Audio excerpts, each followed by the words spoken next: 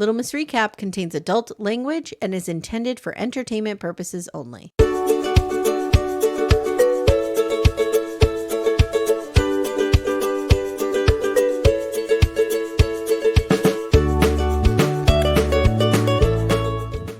Hello, everyone. Welcome to Little Miss Recap, the podcast where we marry our uncles, we marry our sisters, and our family tree is more of a wreath.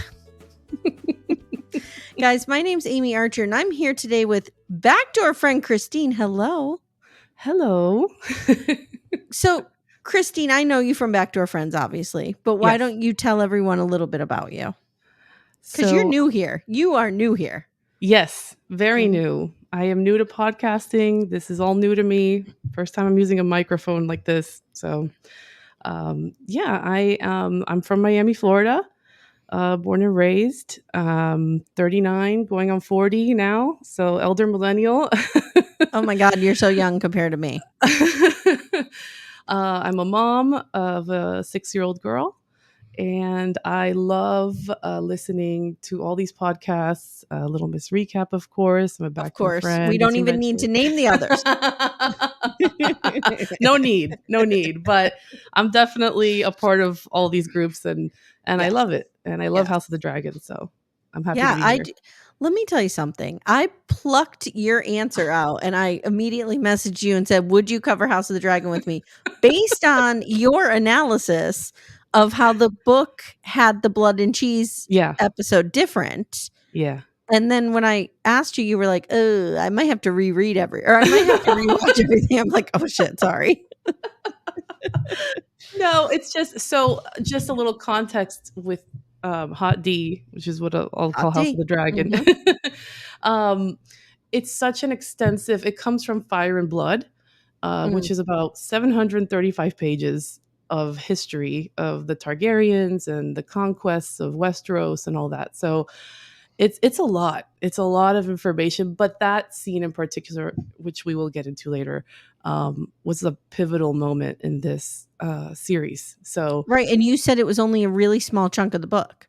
It's a small chunk of the book, basically. The Dance of the Dragons is what we're watching basically in House of the Dragon. Okay. And there are a lot of changes. So I'm not going to go into the book too much because it's long. There's a lot of people watching who haven't read the book. Right so here. Maybe a few tidbits here and there, but nothing too deep. Yeah.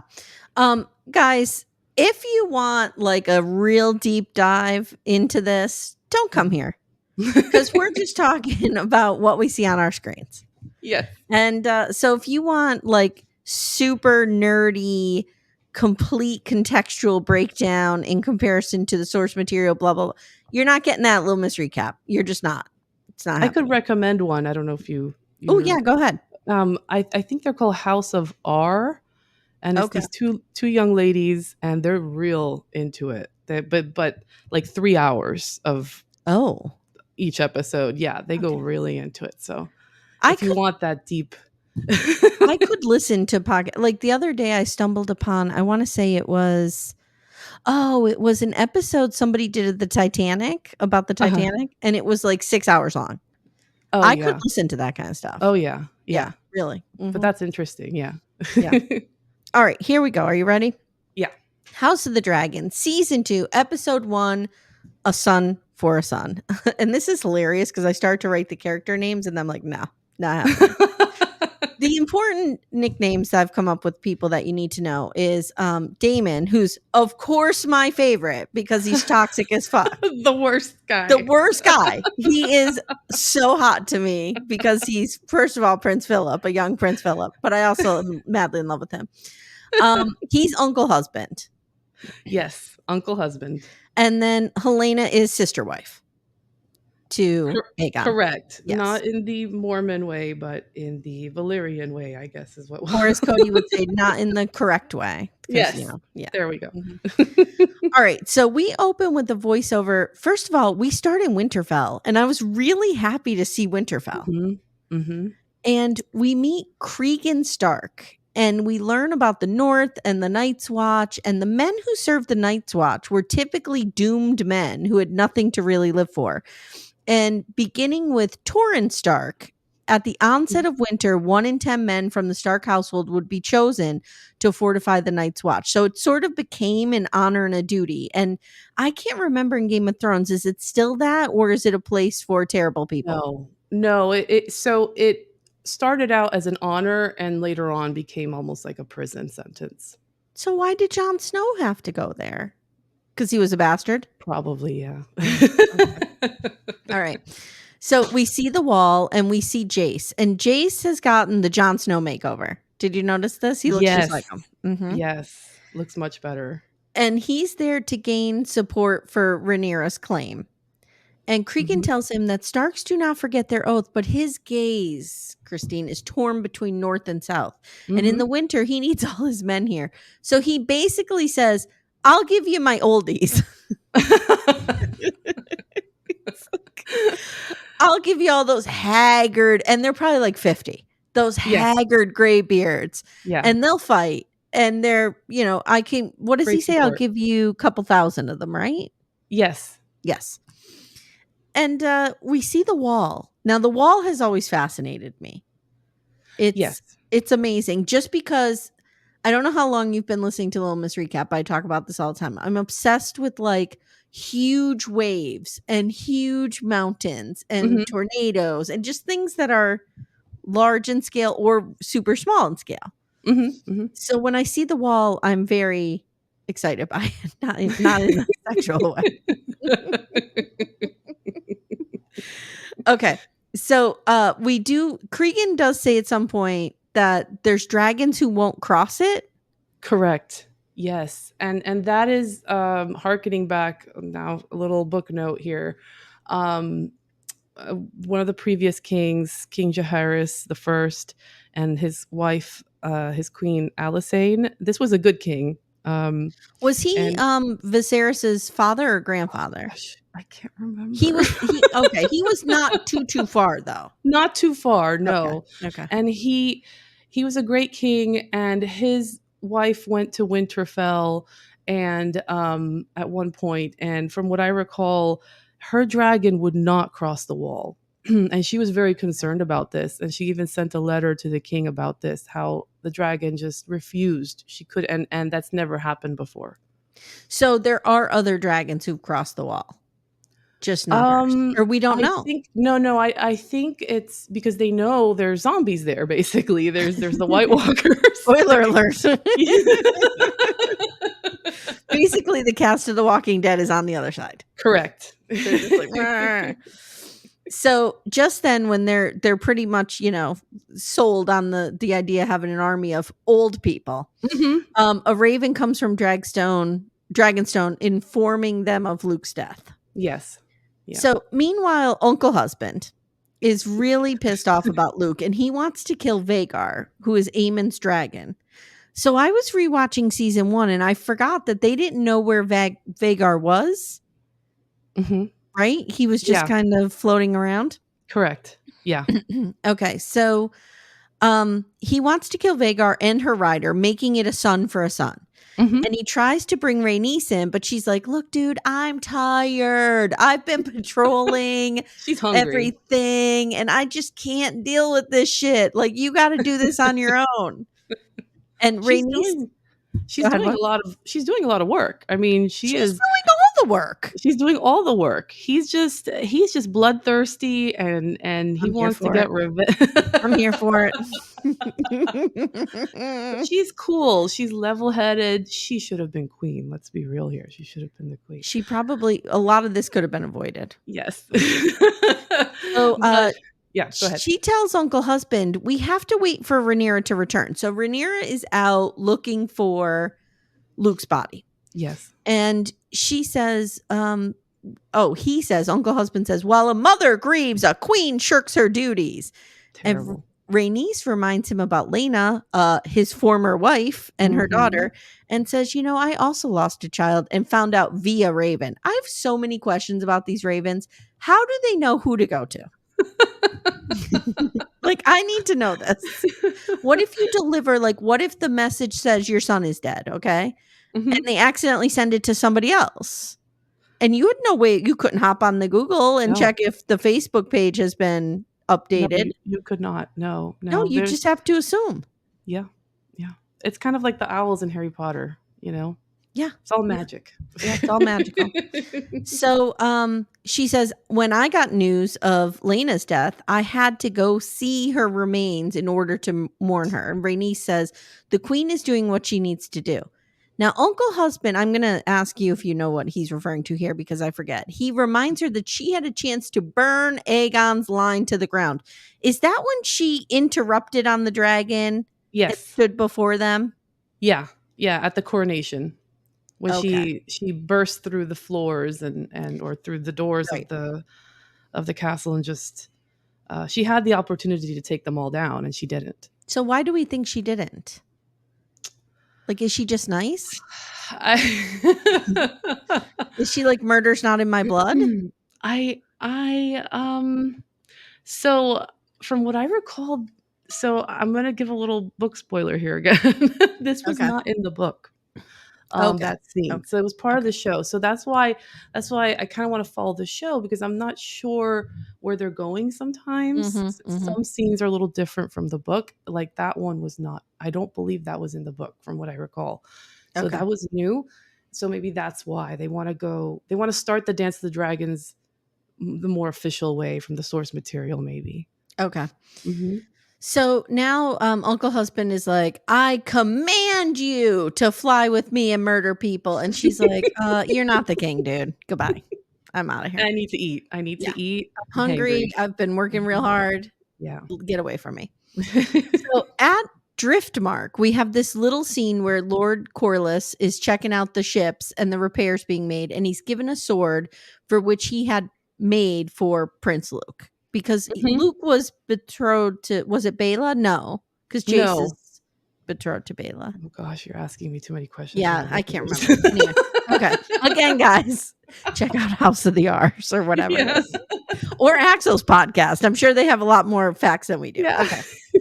So meanwhile, Rhaenyra finds what appears to be some kind of remain. I think it's a wing from the dragon.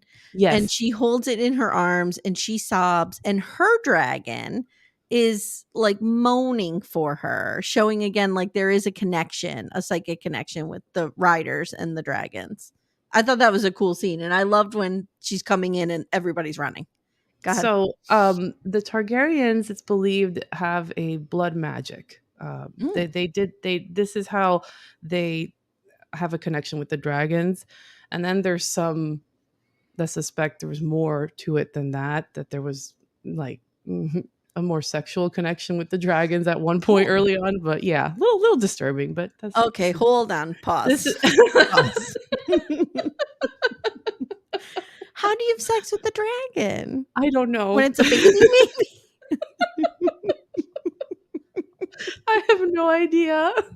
It's, just I've seen some weird shit in my day. This is weird. Yeah. We're in a weird area, as Jake would say. We're in a weird area. Let's move on. Yeah. Okay. Well, and don't some of the Valerians have like the psychic vision too?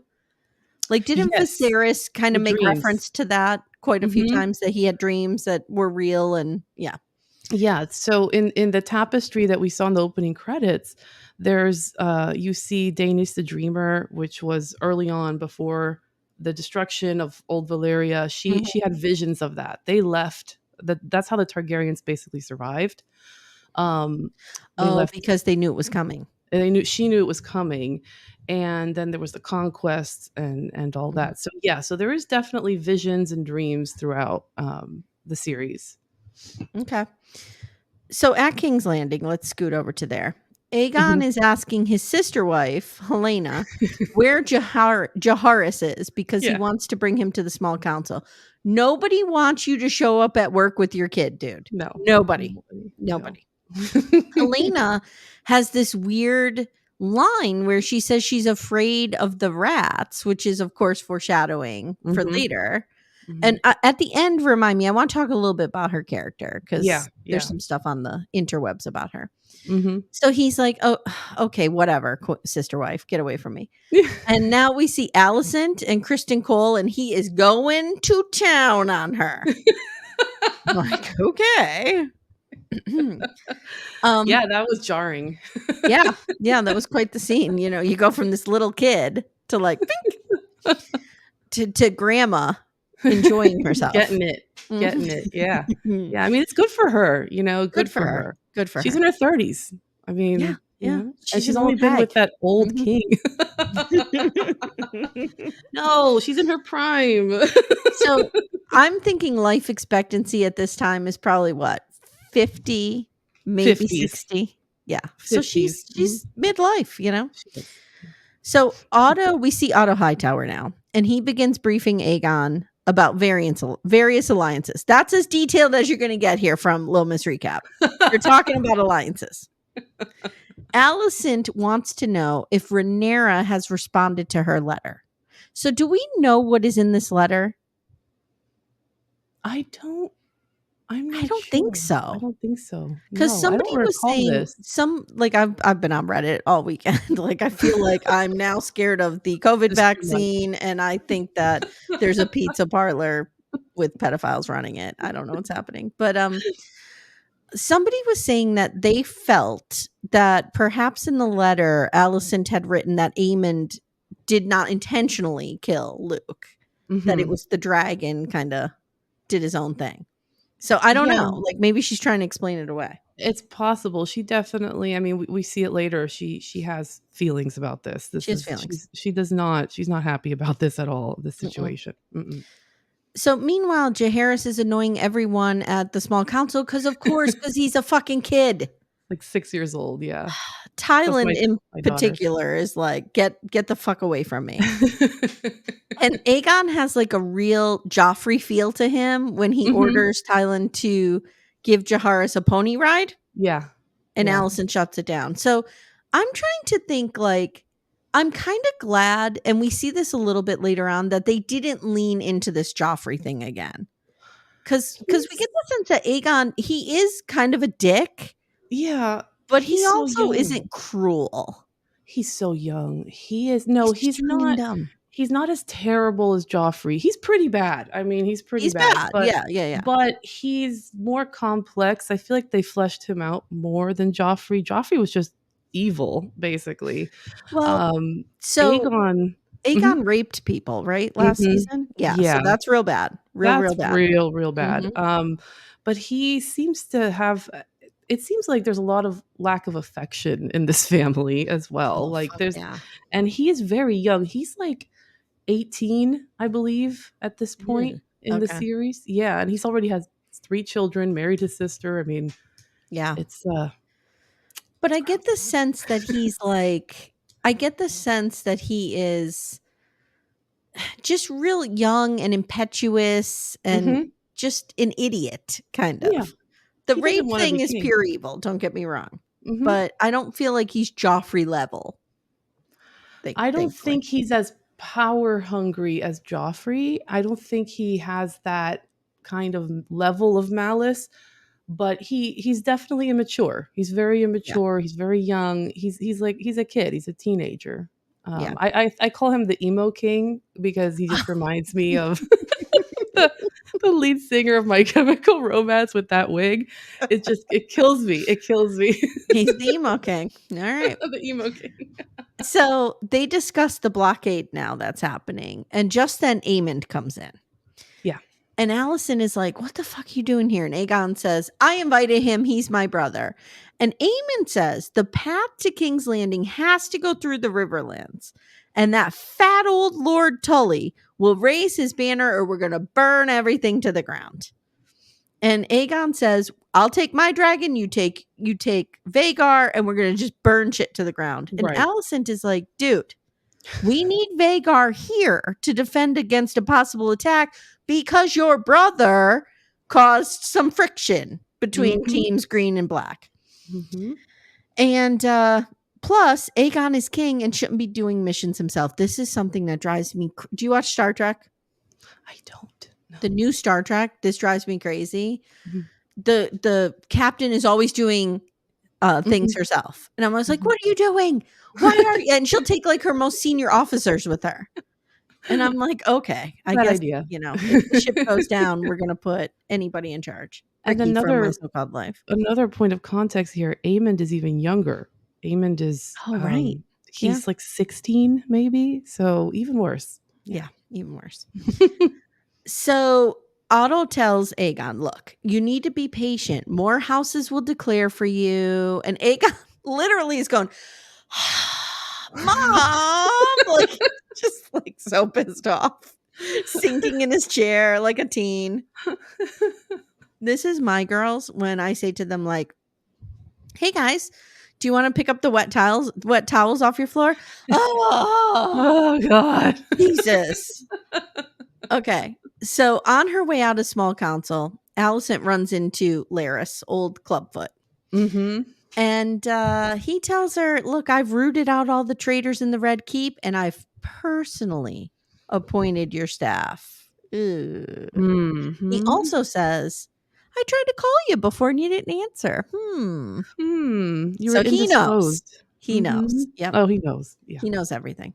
Mm-hmm. So later, Aegon hears some petitions, and the first one is from a shepherd who says his flock was taken by the crown. And this is why I'm saying, like, I don't think he's evil, because he's like, I'll give you your goats back. Yeah, we should give them back to you. That would be me. This would be Me I'd too. be I like, could never be. Can we just help him? It's like, no one will know. It's fine. And Otto's like, dude, what are you doing? And Aegon's like, nobody's going to know. Nobody's going to So know. then there are some blacksmiths, and we see this blacksmith in episode 2. Yes. This is the only week, guys, that I have watched ahead, and it's only because we're dropping the 2 of them this week. Mm-hmm. Like next week, I won't have watched ahead, but I know what happens in 2 now. So, and you guys probably all do too. So we see this blacksmith again. So this comes back around. So he's asking for money up front to build the scorpions, because he's like, we're working really hard and this is expensive. And Aegon's like, oh, sure, no problem. And Otto starts to go over, and Aegon's like, we should be paying people who are working to protect us. Okay. Right. All right. And so he is I'm sorry. He is an important character, or he will be. I think. Who knows? Because the books again are different from. No, I actually read that in my Reddit deep dive that I didn't read how, but he becomes like the person who wrote it said book readers are like, we know this guy. Mm-hmm. Yeah. Okay. Mm-hmm. So Larys sees these seeds of trouble here as an opportunity, and he pulls Aegon aside. And he's like, you don't want a hand to control you like Otto's controlling you. You'll never be out from Viserys' shadow if you don't get a new hand. And I think Larys wants to be the hand himself. Yeah. Yeah. Yeah. And I think that he is following the script of also like Littlefinger of Chaos is a Ladder. He's very similar. I mean, it's a very similar character as Littlefinger. He's just sowing chaos slowly. Yes. I loved Littlefinger. Isn't that terrible? I loved him too. Alicent and Otto have it out now, and she's like, the end game is Rhaenyra bending the knee and Aegon on the throne in peace. And she says, but my sons look to you, and these boys need me, and you cannot undermine my voice, or both of them will grow deaf to it. Mm-hmm. And she says, we just need to humor Aegon. Oh, no, I'm sorry. Otto says this. We need to humor Aegon until he gets bored of being king, and then we can manipulate the fuck out of the situation. Like, just hang in there. And they both agree, like, it's going to be bloody. And I feel like Alicent doesn't really want to sign up for the bloodshed, but Otto's like, it's part of life, dude. This is what's happening. Okay. Meanwhile, the King's Guard are boarding a ship, and Sir Eric, with an E, I believe. Eric, right? Yes. Eric with an E is with Rhaenyra, with the Bucks. Yes. Mm-hmm. And they find Massaria on a ship trying to get out of there. And she's brought back to Daemon / uncle husband, who flips out on her and accuses her of usurping Rhaenyra's throne and causing Luke's death. He says, you put Aegon on the throne. And she says, I'm not on Otto Hightower's payroll. Like, I just saw an opportunity and I took it, and it was completely transactional. Mm-hmm. And he throws her in jail. And Sir Eric is like trying to defend her, but Uncle Husband's pissed off. He doesn't have time for this. Yeah. No, he's got people to kill, you know. So Sir Eric says something that's really interesting here. He says, because Uncle Husband's kind of like, you're a fucking traitor too, dude. And he says, my brother and I were sworn to protect the whole of the royal family. Mm-hmm. So what were we to do when they started to turn on one another? Civil War, That's a good point. Mm-hmm. It's a good point. Okay. So Rhaenyra returns and she marches into the war room and she says the only line that she has the entire episode, I want Aemon Targaryen. She wants him. I always want to say almond. I just do. So this prompts Uncle Husband to visit Massaria. And he offers her freedom in exchange for a spy that he could use inside the Red Keep. Mm-hmm. Jace returns. We have this lovely scene. So, okay, we're talking about Alicent being emotionally unavailable. I think Rhaenyra is better because she's able to like embrace her children. Yes. She comforts Jace, who's like trying to go in there with a stiff upper lip and be like, oh, Winterfell is going to send us their old hags.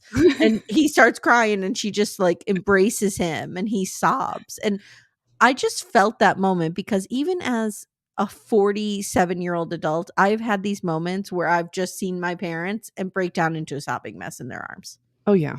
Yeah. Oh, yeah. And I also think that if we recall season 1, you notice that the way they were raised was very different. Alicent, it was all about power for Alicent's father, gaining power. And I think her mother, which is mentioned soon, wasn't around. I think she died pretty young. Yes. So Rhaenyra had her mother until she was about a teenager. So there was a lot of affection there. You could see it with her father. So I think that's a big reason why we see that lack of affection on the Green side. Yeah, that's a good point because as I was rewatching season 1, I had forgotten, I think it's in episode 2 when Otto is basically tells Alicent, like, go to him. Go have sex with your king because it will further our cause. Ugh, yeah. Whereas, Viserys, like he comes around to Rhaenyra. Like he's, distant when the mother first dies, obviously. I mean, everybody's, hurt and stuff. But then he comes around to her and they have a pretty good relationship. And even, all these people are putting pressure on him to change his, once Aegon's born, right, to change his declaration of heir, but he won't do it. He won't do it. He's going to stay true. Hey everyone, stay tuned. Little Miss Recap will be right back after these words. So there's this beautiful scene now. They're juxtaposed scenes of Alicent in the chapel and she's lighting candles and she's lighting candles for her mother and she's lighting a candle for Viserys, I believe. And then reluctantly she lights a candle for Luke. And that's juxtaposed with us seeing Luke's funeral pyre. Yeah. And they don't have a body, so they're like burning his clothes. And it's just really, I love that. I don't know what they call that place with all the candles burning all the time. And I think Baelor, the big dragon, is overlooking everything. Is it it's not the crypt. Is it the sept? Is it this? You mean where Alicent is? Yeah. I think it's the sept. Yeah, I think it's the sept. Of the seven. Because I know that's their religion, the faith of the seven. I was calling it the crypt. But the crypts were under Winterfell, remember? Yes. Okay. Very different. Very, very different. So now we'll talk about the final scene. Okay. Blood and cheese. Here we go. Blood and cheese. Blood and cheese as it's referred to in the book, right? Yes. Like that's what book readers call it? Okay. Correct. Yeah. So blood, which if you have a nickname Blood, I mean, do people really expect great things out of you besides murder? I feel like everybody needs a buddy named Blood. So Blood is one of Daemon's loyal people of the Gold Cloak. He's a loyal gold cloak. He hates the high towers. He's, he lets him into King's Landing, and together they find this rat catcher named Cheese. Again, real on the nose here. Yeah. And he knows the tunnels that are underneath the Red Keep better than the shape of his own cock. That's what he tells us. And Uncle Husband offers Cheese money to find and kill Prince Aemond Targaryen. He has silver hair and one eye, but he's quite good in a fight, so you better be prepared. Now, he offers him one half up front, and this is the most important part. Cheese says, but what if we don't find him? And Hottie Daemon just gives that little smirk and a wink, and we don't know. The camera cuts away. But we know. And I'm going to defend him, God damn it. Okay. So Aemond, meanwhile, is hanging out with Kristen Cole. Now, I have a question for you. Yeah. Is there chemistry between those two? A little bit. I felt I was like, what's going on here, guys? Like, it was dark. The fire was going. I don't know. It just felt weird to me. Like, I was kind of like, is there a connection here that we're not aware of? I don't know. A little chemistry, yeah. Chemistry. So Aemond is like, we need to ride these dragons out, murder everyone. They talk about a war of the dragons being inevitable. And Aemond says his mother's blaming him for a war that she actually started by putting Aegon on the throne. And Kristen Cole says, your mother, Kristen Cole, I call him Kingsguard fuckboy.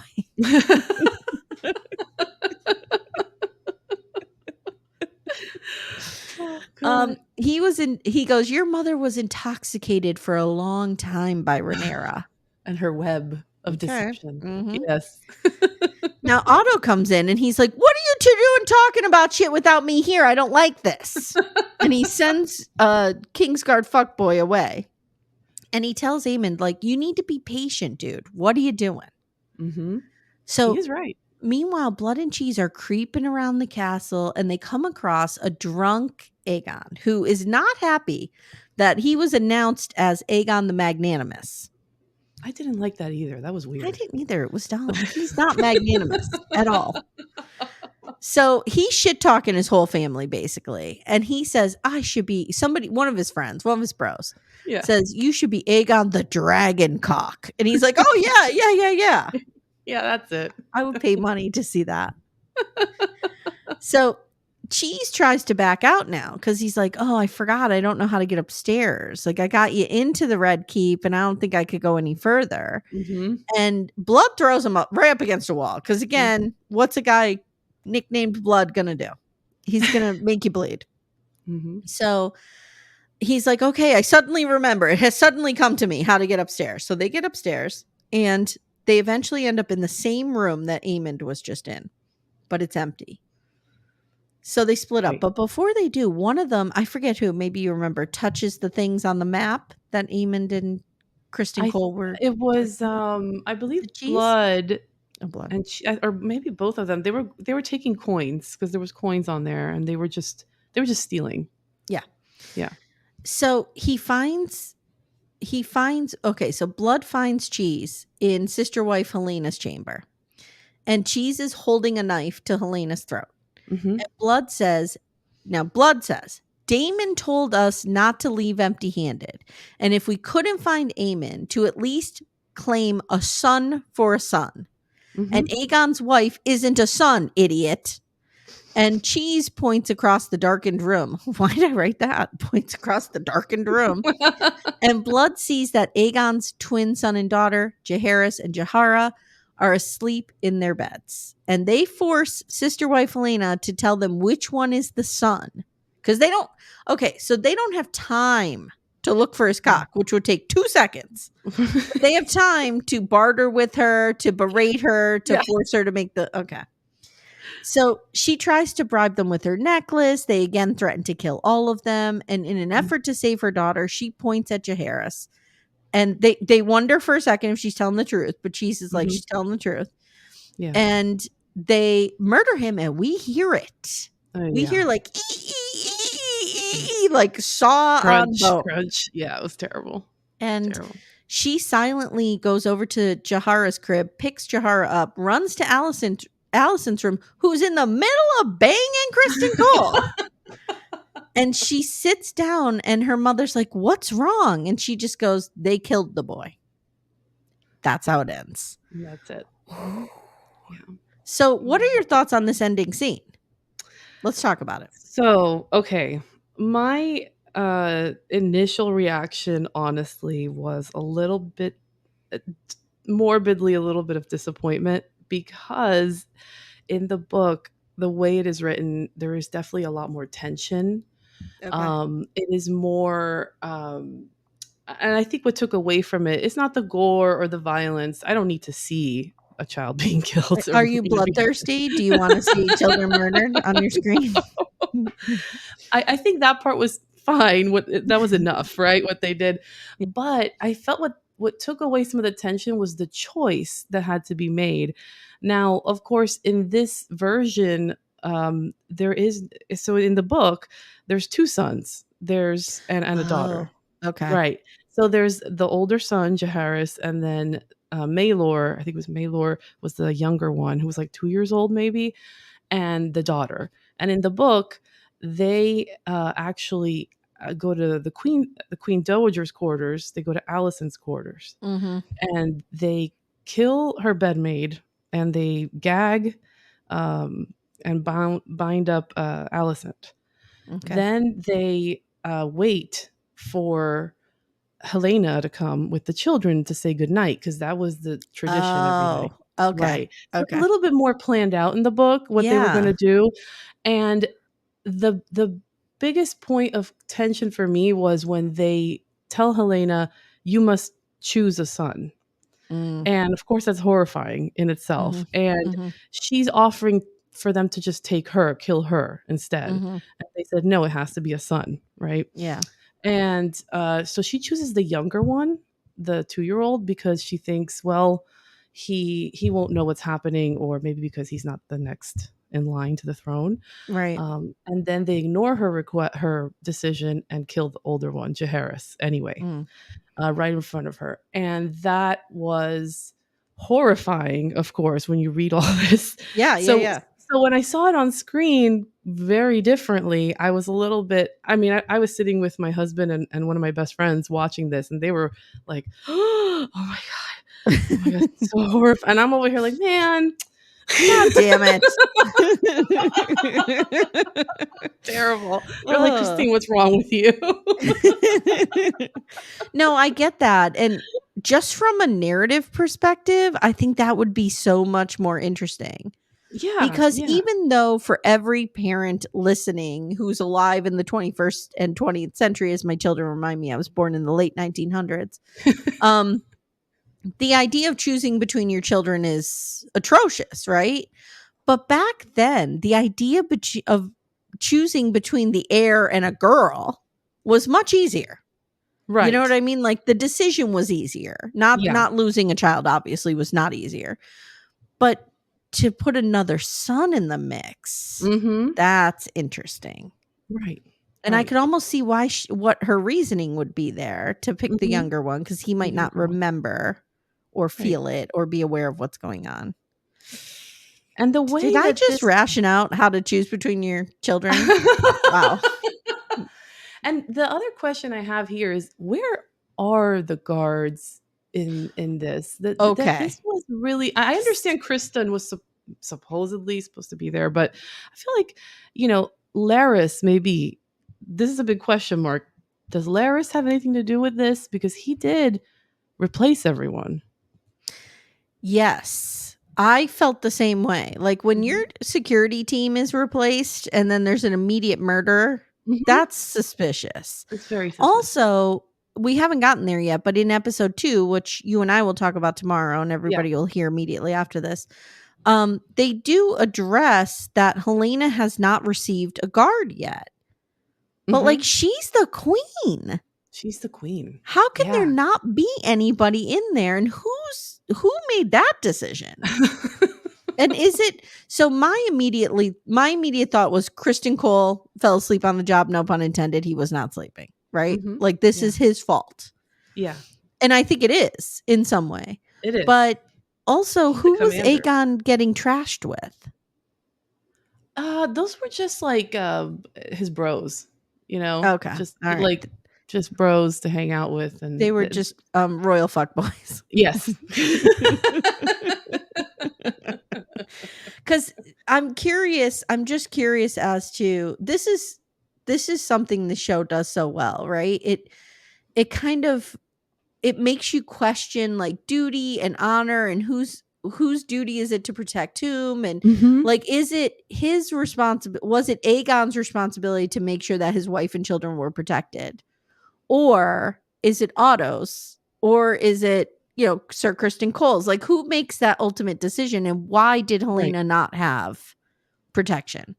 I think it was Kristen Cole, because he's the Lord Commander of the Guard. Yeah, So he's the King Blood Fuckboy or whatever I called him. Mhm. Lord Commander Fuckboy. And then so again, I just feel like there are machinations happening here. Mhm. Like if he didn't give Helena protection, why? Like, who told him not to? Why did that occur to him? Because don't forget, she is not only the queen, she's also Alicent's daughter Mhm. Yeah. and daughter-in-law. Yep. Yeah. So there's that whole thing. I don't know. I thought it was really interesting. And just this whole concept of having to choose between your children is so, like, it's every parent's worst nightmare, obviously. Horrifying. And it's so captures the theme of House of the Dragon, especially, which is it's always the children who are at war. It's always the children who are at danger. It's always the children. Yeah. Like, I think in Game of Thrones, we saw more of the adults playing at these games. Yeah. Whereas this has always been very kid focused, especially when Mhm. you had the kids fighting in season 1. Oh, yeah. Aemon losing the eye and, such. Mhm. So it's very interesting to me that the kids are now kind of coming of age and calling the shots, and yet now we have the next generation is in peril. Mhm. Yeah. It's interesting. Yeah, that's interesting. And so touching on Helena's character. Oh yeah, let's also. talk about her. So, I believe in the book she was not nearly as fleshed out. She's actually way more interesting in the series, in the show. I don't recall her being a seer in the book. So this is kind of, I think, unique to the show from what I recall. And I could be wrong. I could be wrong. It's been a few years since I read the whole book. Yeah. But that's so I wonder what part she plays now. She clearly has been completely destroyed by this, and I'm curious to see what they do with her moving forward. Me too. So there's a whole subreddit dedicated to the idea that she has autism spectrum disorder, that she's on the spectrum and has ASD. And I mean, I'm not a professional. I can't diagnose that. No, of course not. But a lot of other people are combating that theory and saying, first of all, that would never have been diagnosed at that time, obviously. Right. But second of all, they believe that she has some kind of visions, or that she is a seer. And so she's an HSP, and that's what is being confused here, because she's just, highly sensitive, kind of daydreamy, if you will, like not super focused, because she's kind of, I don't know, like she definitely saw I'm scared of the rats. Like that line's in there for a reason. Yeah. And in she the definitely previous saw season, something was going to happen. She also foretold things in the previous season as well. So what did she foretell? I forget. The beast beneath the boards. Oh, right. When the dragon came up, all that. There was also, I think, something with a spider. Now, this is me not remembering things from season 1. That's fine. I clearly don't remember anything. It's a lot, guys. I am on episode, I think, 4 of season 1, so I am doing the rewatch. It's just taking a lot longer because here's what I thought. I thought I could put it on as background noise and play Cooking Fever, which is my obsession. Nope. You need to watch that shit. So I'm watching it, and it's hard to watch. I was watching the one with it was Aegon's second name day, and they were hunting for the boar, and my dog was going bananas because she goes crazy when anything's on TV. So, I'm getting there. I'm getting through. I'm going through. This makes me wonder also, watching all this, how George R.R. Martin lives. The author of all this. I often so wonder that about Stephen King. Like, what is your life like? Like, I love Stephen King. He's one of my favorite writers. And I'm like, dude, what is going on up there in Maine? Like, what's happening? Right. Like, is George R.R. Martin just kind of sitting around fantasizing about these words? First of all, he's got to have like a board to keep everything straight, right? Yeah, he has to.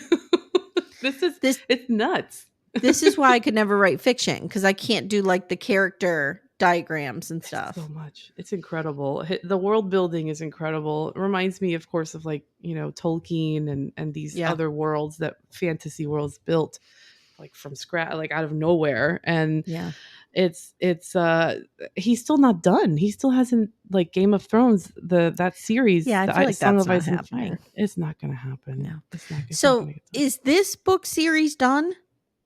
This is a book. Yes. This is one. Yeah, this is one book. Just one book. It's done.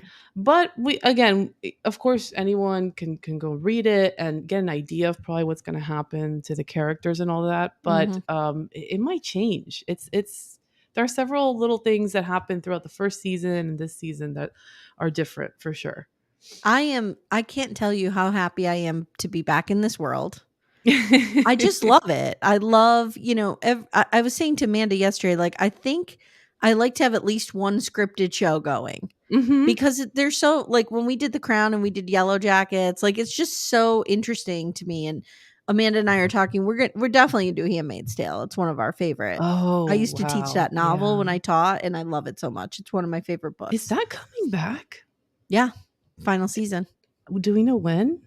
I know this is totally off topic. No, like any day. Any day. So let me ask you this. Yeah. Obviously, we saw on episode 2 and we can't unsee it. Okay. But what are your hopes for the season? Like, what do you hope going forward? Do you want to see Daemon and Rhaenyra reunited? Do you want to see them, like, her back on the throne? Do we think, like, what do we think we want to see? My hopes, as someone who hasn't read the book, like who maybe hasn't read the book, right? I, of course, am rooting for Rhaenyra. I think she's the tempered one. She's more mature. She was raised to become a queen. So, and the way it was just taken from her is, I think most people would agree was terrible, and underhanded. So I would love to see Rhaenyra back on the throne.